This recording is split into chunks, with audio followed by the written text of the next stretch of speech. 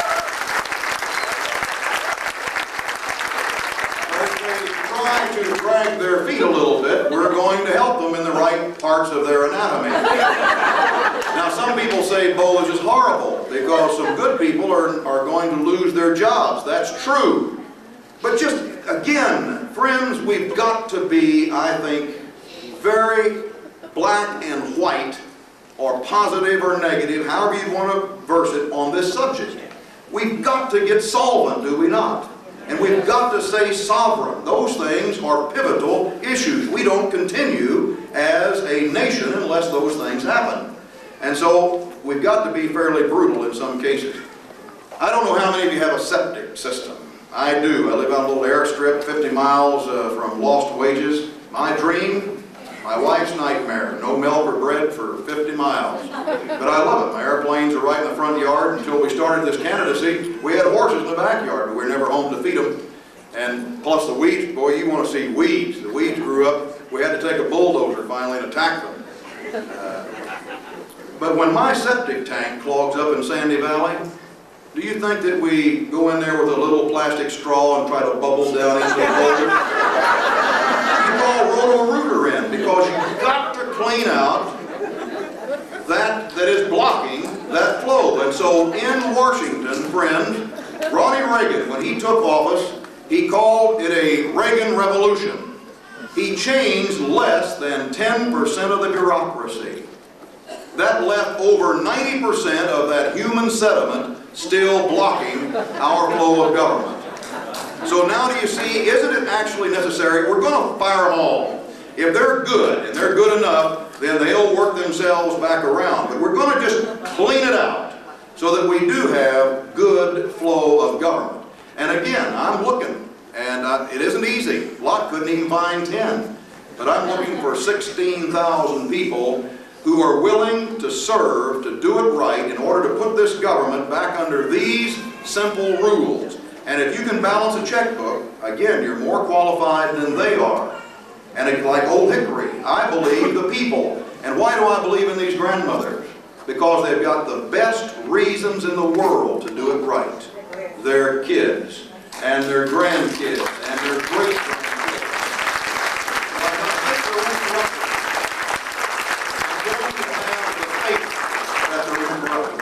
I think it'll be a very sad day when I have to look a grandmother or a great-grandmother in the face and find out she's taken a bribe.